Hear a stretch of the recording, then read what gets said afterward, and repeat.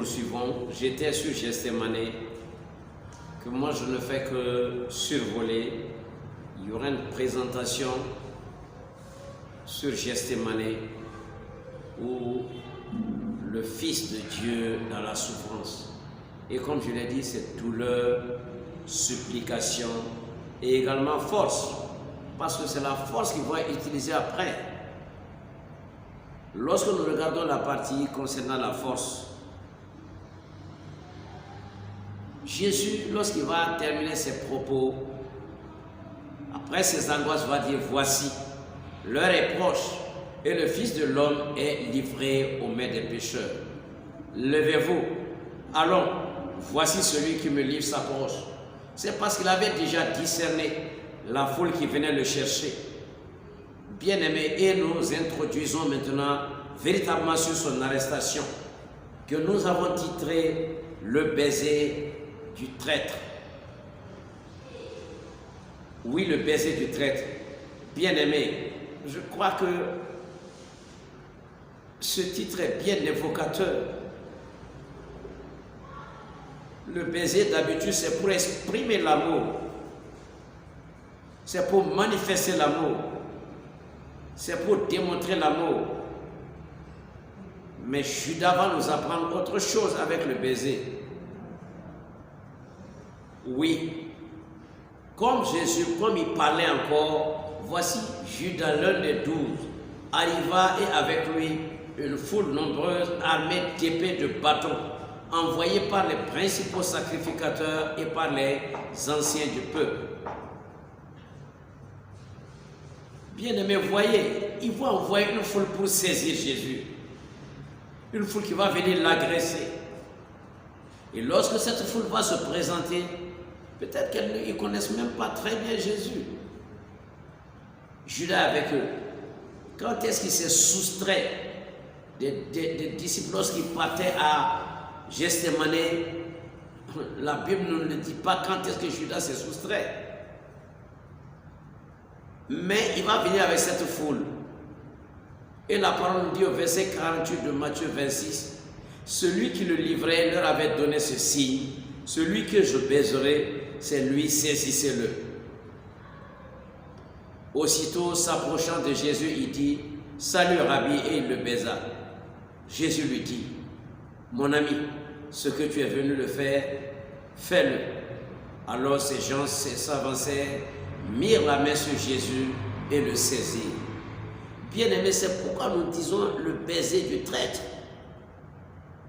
Judas a baisé Jésus pour leur indiquer que voici celui que vous cherchez. Que ce baiser du traître ne soit jamais ton partage dans le nom de Jésus. Que tu n'aies jamais à donner un baiser de traître. Que ton baiser soit toujours un baiser d'amour, un baiser d'édification, un baiser de consolation, un baiser de solidarité, un baiser de communion. Mais tout sauf le baiser du traître. Que Dieu te préserve de donner le baiser du traître dans le nom de Jésus. Alors, bien-aimé, Pierre va être présomptueux là aussi. Là où la foule les entoure, Pierre va sortir son épée et frapper le serviteur du souverain sacrificateur et lui emporter l'oreille. Alors Jésus dit: remets ton épée à sa place, car tous ceux qui prendront l'épée périront par l'épée. Penses-tu que je ne puisse pas invoquer mon Père qui me donnerait à l'instant plus de 12 légions d'anges? Bien-aimé, ce n'est pas parce qu'il n'a pas le potentiel que le Seigneur est arrêté. Mais le Seigneur Jésus-Christ a décidé que lui va venir mourir pour nous, souffrir pour nous. Il a le potentiel. Les anges sont encore disponibles. Il lui suffit d'un claquement de doigts. Mais il a décidé d'opérer en tant qu'homme. Parce que c'est à l'homme qu'a été arraché la domination. Et c'est qu'en tant qu'homme qui veut venir remettre la décoration sur les épaules des hommes, sur nos épaules. Il dit à Pierre de ranger son épée. Et tout cela, c'est afin que s'accomplissent les Écritures d'après lesquelles il doit en être ainsi. Donc Jésus a agi pour que les prophéties s'accomplissent. Et en ce moment, Jésus parle à la foule qui est venue l'arrêter. Vous êtes venus comme après un brigand, avec des épées et des bâtons pour vous emparer de moi. J'étais tous les jours parmi vous, enseignant dans le temple, et vous ne m'avez pas saisi. Mais tout cela est arrivé afin que les écrits des prophètes fussent accomplis. Alors tous les disciples l'abandonnèrent et prirent la fuite. Bien-aimé, combien de fois as-tu abandonné? Combien de fois as-tu abandonné ton Seigneur? Combien de fois as-tu abandonné l'œuvre que tu dois faire? Combien de fois as-tu manqué à tes devoirs? Ce jeudi est un temps de réflexion, de méditation pour chacun de nous. Bien-aimés, nous sommes dans des temps très troubles. Avec la menace de cette maladie qui plane, chaque jour les gens sont poussés vers le confinement. Alors dans ton confinement, bien-aimé, médite. Médite sur la passion du Seigneur. Médite sur la passion du Christ. Médite sur l'arrestation de Jésus. Médite sur l'abandon des apôtres. Médite sur le baiser du traître. Il y a beaucoup de choses à méditer.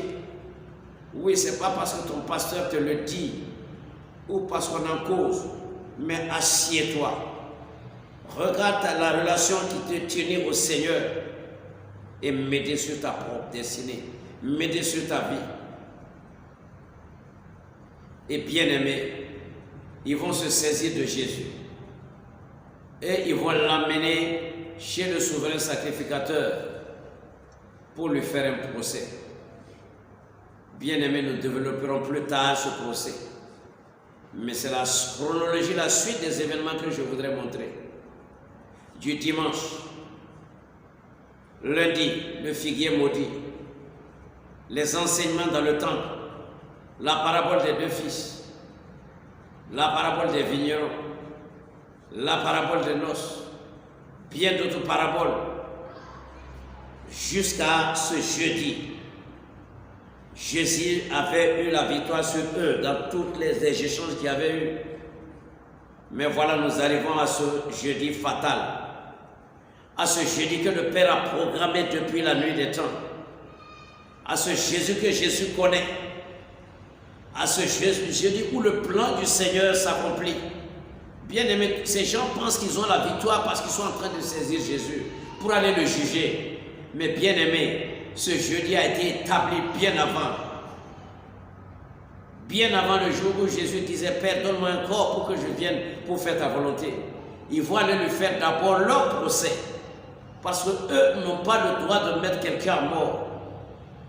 Mais ils vont d'abord aller faire son procès, avoir des chefs d'accusation contre lui, avant d'aller le présenter à la vraie autorité, à Pilate, qui peut envoyer quelqu'un à la mort. Bien-aimés, ce soir, nous nous arrêtons ici, c'était la présentation. Alors, 3 points seront encore détaillés. Gethsémani sera détaillé. La Sainte Seine sera détaillée pour que nous en comprenions les tenants et les aboutissants. Et le reniement de Pierre sera détaillé. Parce que pendant ce procès, au cours de ce procès, vais-je dire, à la fin de ce procès, Pierre va faire quelque chose. Ce que Jésus lui avait dit, ils frapperont le berger, les brebis se disperseront. Pierre va relier Jésus. Là aussi, Zoé va intervenir sur cela, pour détailler cela.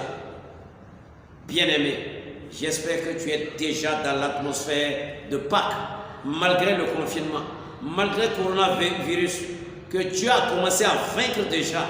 Sa défaite est un processus qui est déjà enclenché. C'est ce qui t'amène au confinement. C'est ce qui fait qu'aujourd'hui, nous ne sommes pas retrouvés physiquement pour en parler. Mais toi et moi, nous en parlons comme cela. Ces 3 points vont être encore détaillés.